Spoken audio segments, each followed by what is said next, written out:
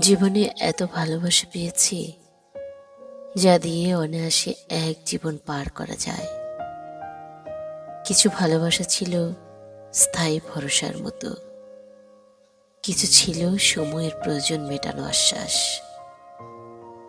আবার জীবনে এত দুঃখ পেয়েছি যার ভারে অল্প সময় টিকে থাকাও কষ্টকর।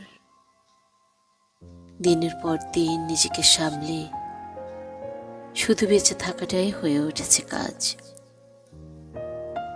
এই দুয়ের মাঝেই আমার জীবন, না পুরো সুখে ভরা, না শুধু দুঃখে ডোবা।